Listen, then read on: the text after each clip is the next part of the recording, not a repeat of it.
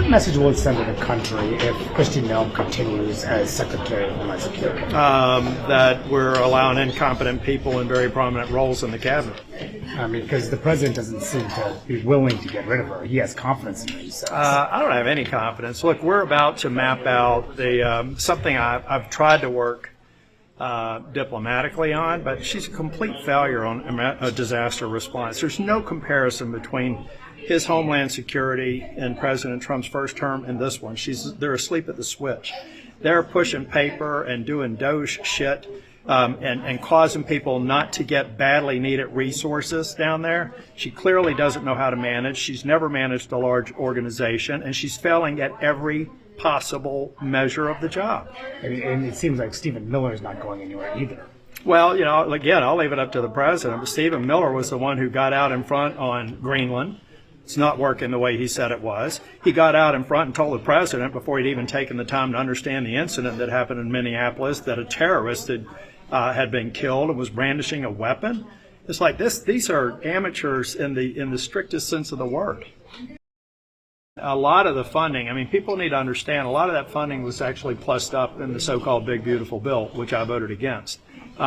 And so that money's going to be there. The American people shouldn't be confused by reducing funding here. What they're talking about more are making sure that they have body cams, making sure they truly have escalation training. Don't put them on the front line until they do. That's in their best interest, too. I want to keep these ICE officers safe. Most of them are doing a great job, and they're put in an untenable circumstance in Minnesota right now. The president called you a moose, right?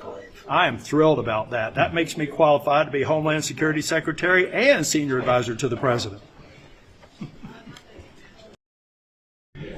Who would be against judicial warrants for an arrest? It's the Fourth Amendment. Who would be against body cameras? Police across the country at the local level have them all the time. They protect the police. Who can be against identification of law enforcement? It's done routinely. These kinds of common sense measures simply take back control of a rogue agency, and Republicans can't oppose us on the merits. I fear they're just trying to jam us politically. They could separate out the ICE funding and join us in reform. Well, I mean, it's not uncommon that, after an event like that there's a lot of different, that there's incomplete information and people jump to conclusions that on further reflection are not justified. So I think we have a better idea of what happened.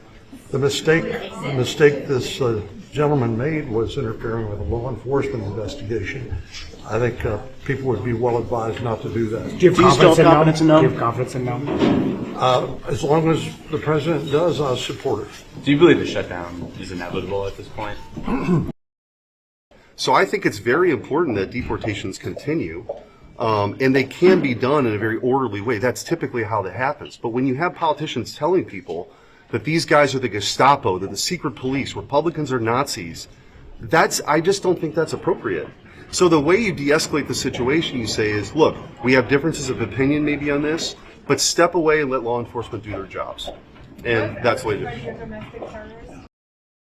Do you still have confidence in Secretary Noem? I do, yeah, and Stephen Miller, by the way. What do you think of the Ilhan Omar incident last night? I think political violence or those sort of confrontations should be condemned across the board. I don't support any of that.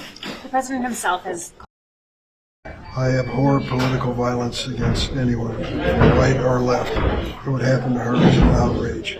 It's a reason why many people choose not to be part of public life. Do you think that his rhetoric helped fuel this? I mean, he has been on her case a lot lately, including as early as yesterday afternoon before her town hall meeting. I don't think that slows the president down at all.